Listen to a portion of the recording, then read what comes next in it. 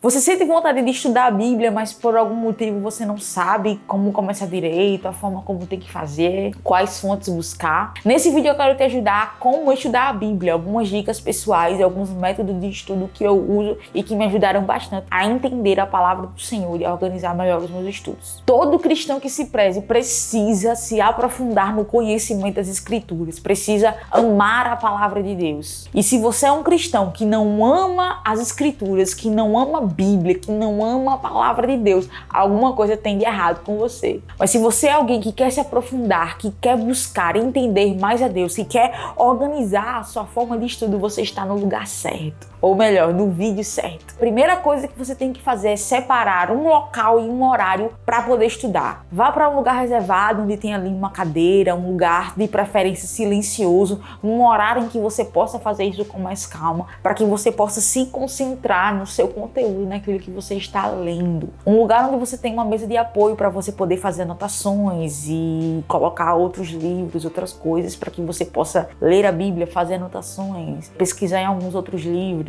Então, separar um local e um horário é essencial para você iniciar os seus estudos. Não comece estudando a Bíblia num horário em que tem muita zoada, muito barulho, muita gente falando, criança gritando, cachorro latindo. Mas separe um lugar tranquilo para estudar, porque isso vai te ajudar a ter um ambiente de mais conforto para que você possa entender aquilo que você está estudando sem que nada te atrapalhe. Separou um local? Tá ali habituado, tá sentado, tá concentrado? Antes de começar a ler a Bíblia, antes de começar os seus estudos, inicie orando. Esse é um ponto muito importante dos estudos e por mais que algumas pessoas ignorem esse lado, mas é essencial e nós que somos espirituais precisamos fazer isso. Ore para que Deus abra o teu entendimento, ore para que Deus abra a tua visão, para que você entenda aquilo que está escrito. Porque se o Espírito Santo não abrir os nossos olhos para a palavra de Deus, vai ser só como se a gente estivesse lendo um livro comum. Mas ler a Bíblia com os olhos espirituais aguçados, com o entendimento e os sentidos aguçados para o Espírito,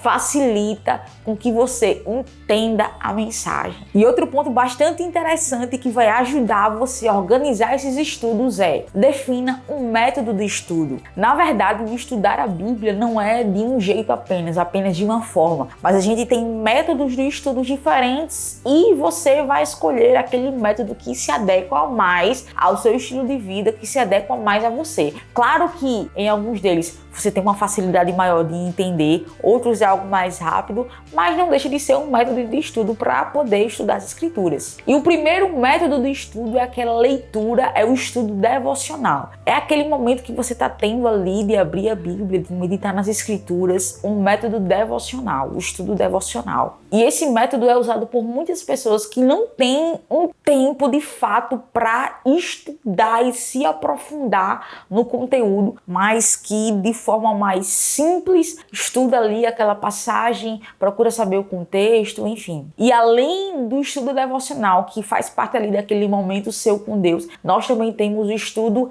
temático, que é um método de estudo mais técnico, digamos assim, onde não faz necessariamente parte do seu momento devocional, é mais um momento que você tira mesmo para de forma técnica, de forma temática, estudar alguns temas da Bíblia. E é exatamente isso que é o estudo temático. É a escolha de um tema específico e o estudo de passagens relacionadas. Por exemplo, você quer estudar sobre a graça. A graça já é um tema, um estudo temático, onde você vai se aprofundar nesse assunto. Ou você pode escolher a temática como, por exemplo, a doutrina da salvação, que é a soteriologia, a pneumatologia, que são as doutrinas do Espírito e por aí vai. Você escolhe um tema e se aprofunda nele. E além do estudo temático, nós também temos o estudo indutivo, que se relaciona um pouco ali com aquele estudo devocional, mas não necessariamente inserido nesse momento, mas que é aquele estudo ali de observação, de interpretação e de aplicação do texto. Por exemplo, você escolhe um texto da Bíblia e aquele texto em específico você vai fazer o seu estudo, você vai interpretar, você vai observar e você vai aplicar. procurar ver de que forma aquilo pode se aplicar na sua vida. E além desse tipo de estudo, nós também temos o estudo exegético, que eu acredito que seja usado pela maioria dos teólogos, daqueles que de fato estão no seminário ali, estudando a palavra de Deus, que é aquele método de estudo mais detalhado,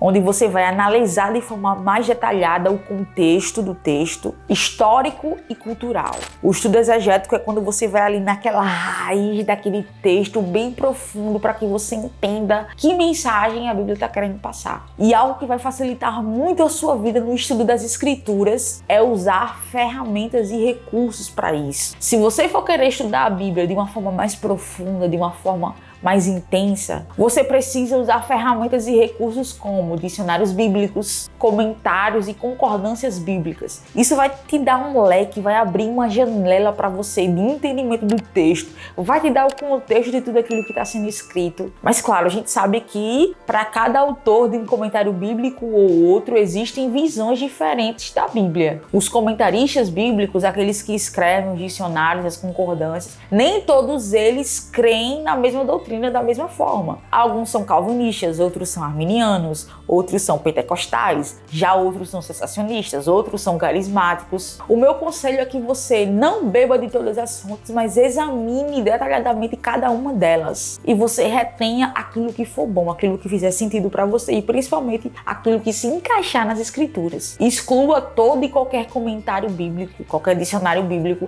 que se destoie um pouco, 1 centímetro da palavra de Deus. Porém, existem muitos homens bíblicos, muitos homens eruditos na palavra de Deus que entendem do assunto e que vão te ajudar a ter uma compreensão melhor do texto. Então, se possível, organize suas finanças, compre dicionário bíblico, compre recursos que vão te fazer crescer espiritualmente e crescer no conhecimento da palavra de Deus. Aí talvez você pode perguntar, Sara, mas como é que eu vou entender um texto? Como é que eu posso entender o que está escrito ali? O que pode me dar um norte para que eu entenda isso? Para interpretar um texto bíblico, você tem que fazer 3 perguntas. Quem, onde e por quê? Quem escreveu, onde escreveu e por que escreveu? Se você procurar as respostas dessas perguntas com o auxílio das ferramentas que eu citei, você vai entender exatamente a intenção do autor a escrever aquilo. Você vai saber quem foi que escreveu, o contexto histórico, e isso vai te dar um leque para que você entenda diversas coisas que estão inseridas ali naquele texto. Vai te dar uma compreensão melhor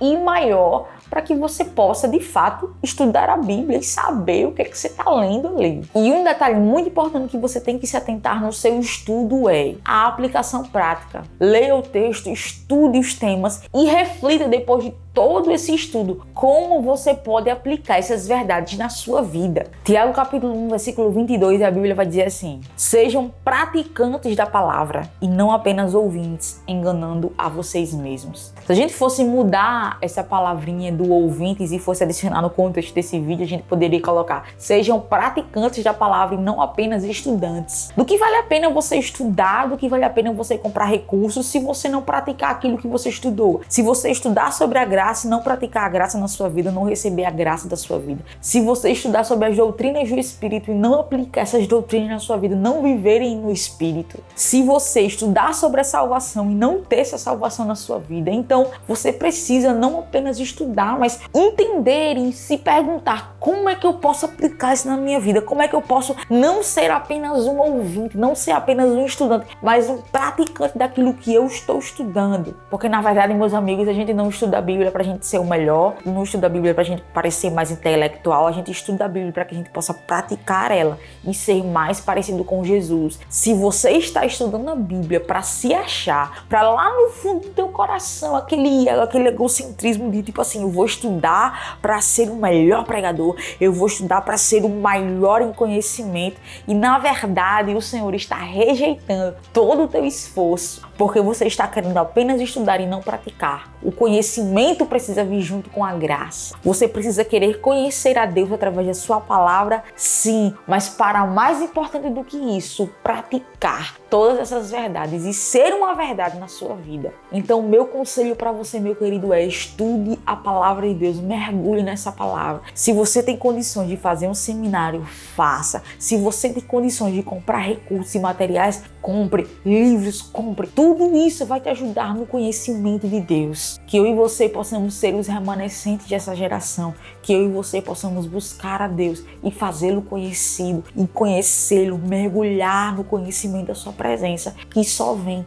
através da sua palavra. Isso fez sentido para você? Tem algum outro comentário, alguma coisa a mais que você acha que é válido também acrescentar no conteúdo desse vídeo? Coloca aqui nos comentários embaixo, que eu vou ler e a gente vai se edificando e trocando as figurinhas juntos. Se você gostou desse vídeo, clique em gostei, se inscreve no nosso canal. Isso ajuda o YouTube a compartilhar nosso conteúdo e fazer com que mais pessoas sejam alcançadas pela graça de Deus. Então, que o Senhor te abençoe.